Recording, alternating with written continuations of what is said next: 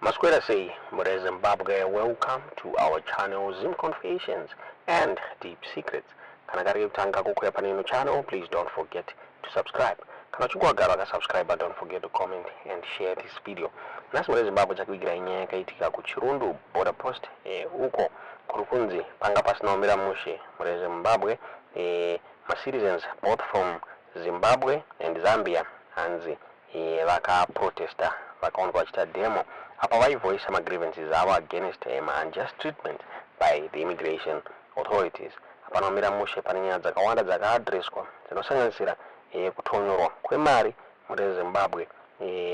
Tisingazive kuti munoiona sei chiitiko chakabuda chichinzi aiwa habusina omira mushe munyika chiwoko mumwe chacho chanyanya pashata muri Zimbabwe. Nyaya yakabuditswa nemaizimbabwe.com vachitaura ivo vachiti chaos at Chirundu Border Post as Zimbabweans and Zambians fight.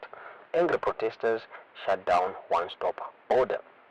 And the usual bustling Chirundu one-stop border post, a vital artery connecting Zimbabwe and Zambia, became a scene of simmering discontent this week as citizens from both sides of the Zambezi River engaged in heated counter-protests.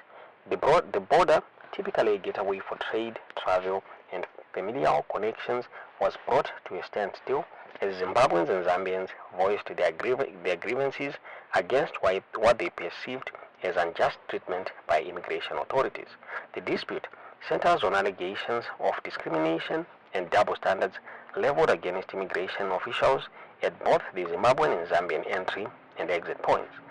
For years, the Chirundu border has served as a critical link between the two nations, facilitating the movement of goods and people and fostering a sense of interconnectedness among border communities. It stands as one of Africa's few one-stop border posts, streamlining procedures and promoting regional integration. Symbiotic relationship between the border communities is particularly noteworthy. Zimbabweans residing in Chirundu often rely on more developed Zambian side for access to essential services such as shops, hospitals, and other facilities, as the Zimbabwean settlement is largely undeveloped due to its designation as a wildlife sanctuary. Conversely, Zambians frequently cross into Zimbabwe to access vegetables and other food markets and to engage in trade of second-hand clothes and other goods. However, this delicate balance was disrupted on Monday when simmering frustrations boiled over into open protests. Citizens from both sides effectively blockaded the border, preventing entry to their respective countries and bringing commercial activities to a grinding halt. The root of the Zimbabwean protesters' discontent lies in what they perceived as a deliberate targeting by Zambian immigration authorities, who allegedly impose exorbitant fines of up to $800 on Zimbabweans for minor immigration infractions. Those fines often cripple the ordinary citizens. Stand in stark contrast to the perceived leniency afforded to Zambians committing similar offenses in Zimbabwe. We are tired of being treated unfairly, declared the chairperson of Chirundu Residents Association, encapsulating the sentiment of many Zimbabwean protesters. The rift has reached the boiling point as Zimbabweans stand up against injustices. Runyao further elaborated on the alleged targeting of Zimbabweans, claiming that Zambian authorities were actively tracking Zimbabweans crossing the border to purchase groceries. We had four colleagues in cells who were being asked to pay as much as 24,000 kwacha as fines, he revealed, highlighting the severity of the situation.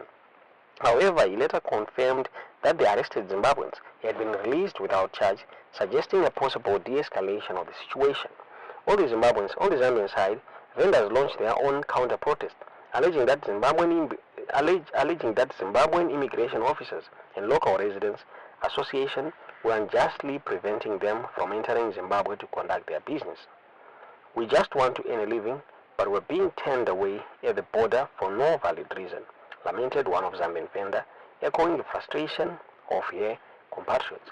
The border standoff has created a climate of uncertainty and anxiety for those who rely on cross-border trade and travel for their livelihoods.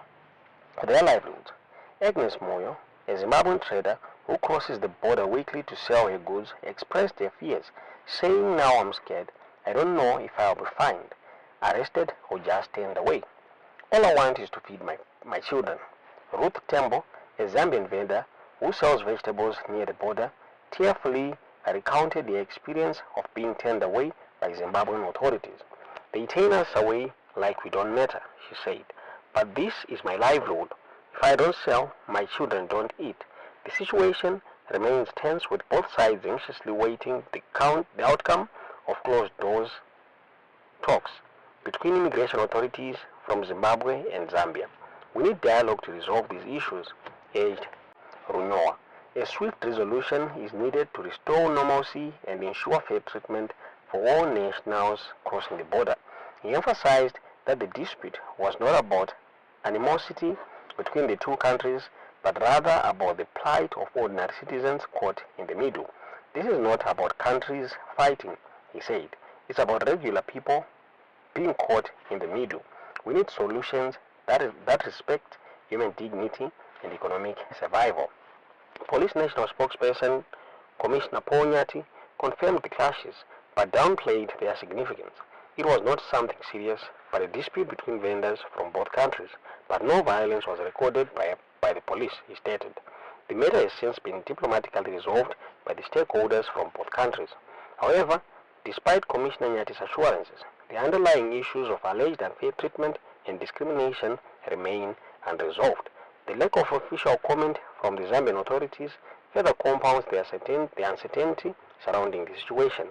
Zambian Police Service spokesperson Ray Hamaunga referred inquiries to the country's Foreign Affairs and the International Cooperation Ministry, but repeated attempts to contact the ministry went unanswered.